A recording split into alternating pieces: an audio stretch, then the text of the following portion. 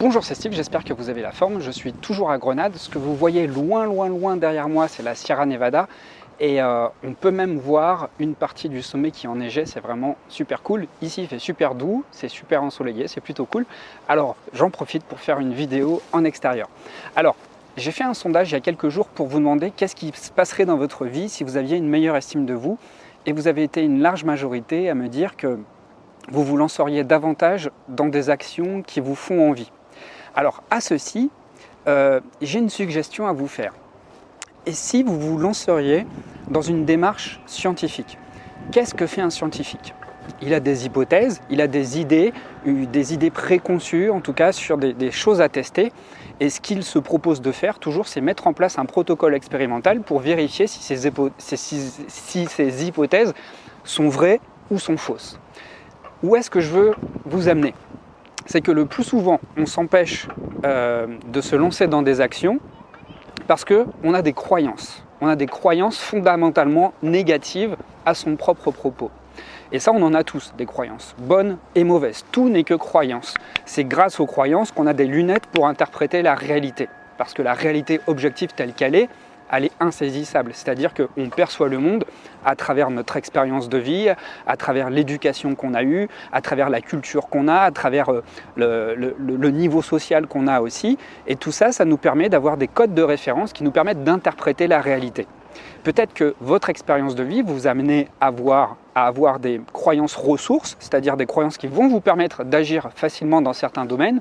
Et puis, vous avez peut-être aussi construit, de par votre expérience de vie, des expériences limitantes qui vous font penser que vous êtes restreint, limité pour agir dans tel ou tel domaine. C'est à partir de ce moment-là qu'on commence à élaborer des idées préconçues sur le fait qu'on soit incapable d'avoir accès à tel type ou tel type de choses. De fait, ça mine l'estime de soi. Pourquoi ça mine l'estime de soi? Parce que, à force d'entretenir des idées négatives fondamentalement ancrées dans votre système de croyance, dans votre système de réflexion, eh bien vous vous empêchez seulement par l'unique action de vos pensées de vous lancer dans l'action. Ça nous amène à ce sorte de dilemme en fait. Est-ce que c'est l'essence qui précède l'existence ou est-ce que c'est l'existence qui précède l'essence? Par cela, je m'explique. Si c'est l'essence qui précède l'existence, ça veut dire qu'on est dans une certaine forme de déterminisme. C'est-à-dire que l'existence qu'on va vivre est conditionnée par qui nous sommes. Par contre, lorsque l'existence précède l'essence, ça veut dire qu'on peut reconfigurer les matériaux qu'on a à l'intérieur de nous, nos ressources, nos compétences, nos croyances, par l'action. Et c'est plutôt cette voie-là qui m'intéresse parce qu'on se rapproche beaucoup plus des thérapies cognitivo-comportementales. Alors, où est-ce que je veux vous emmener? Eh bien, c'est très simple. Vous avez certainement des choses qui vous bloquent dans votre vie et que vous aimeriez switcher, que vous aimeriez débloquer. Ces blocages, ce sont des croyances limitantes. Vous êtes bien d'accord avec moi que ces croyances limitantes, ce sont simplement des hypothèses. Ce sont des idées que vous vous êtes faites sur votre incapacité, sur votre inaptitude à vous lancer dans tel ou tel domaine. Je vous invite à faire quelque chose. C'est-à-dire de mettre de côté ces pensées négatives, je ne dis pas de les faire disparaître, mais de favoriser l'action.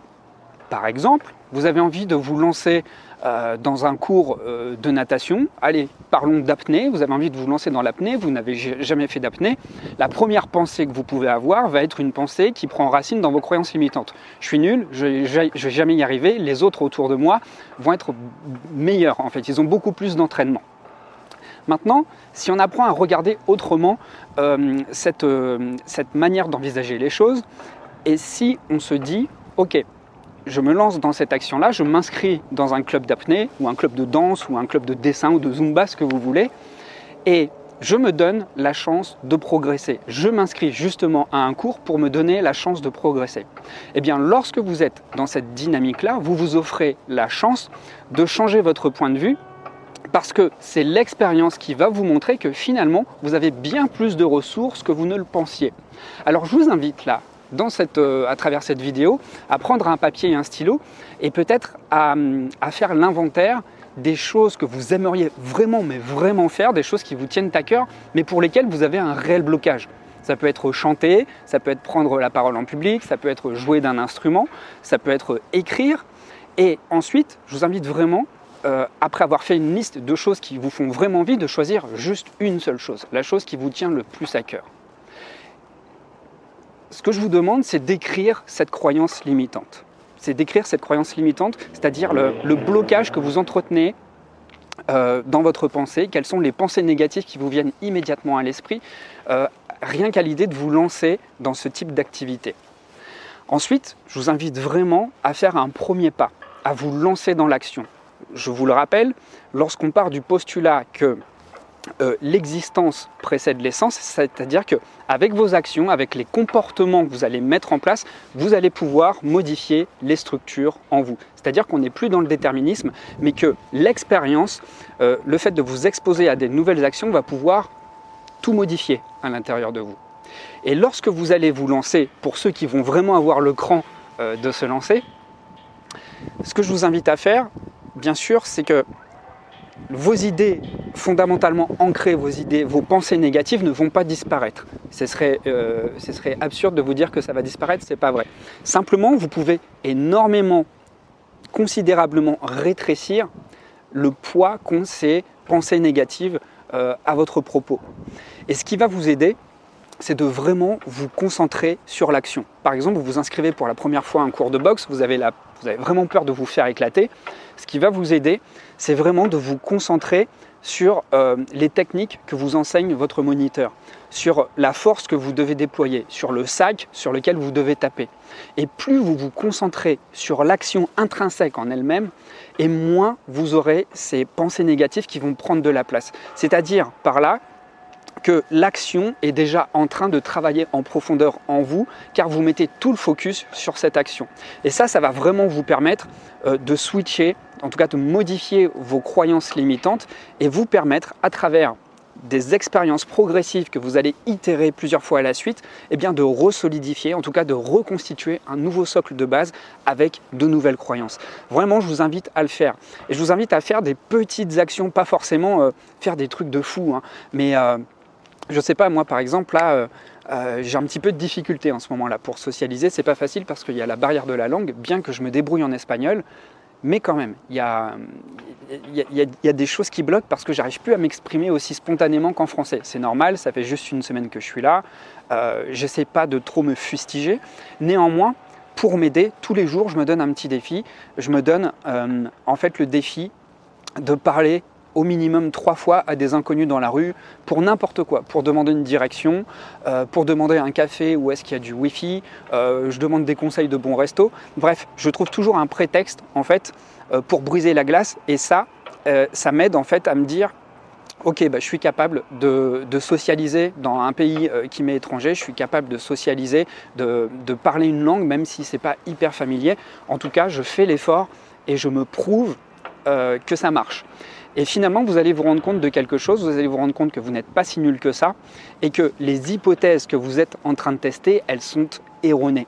Et c'est là où je voulais en venir avec la démarche de scientifique, c'est-à-dire qu'un scientifique a plusieurs idées, plusieurs hypothèses et c'est le protocole expérimental qui va venir vérifier si ces hypothèses sont vraies ou fausses. La plupart du temps, vous le savez, je n'ai pas besoin de vous le apprendre, les croyances limitantes que l'on a, on les a entretenues, elles se sont cristallisées mais elles ne sont pas vraiment objectives. C'est-à-dire que c'est nous qui fantasmons une version de la réalité qui n'est pas forcément fidèle à la réalité elle-même. Et ce sont ces expériences, ces actions que vous allez mettre en place qui vont vous aider justement à déconstruire ces hypothèses erronées.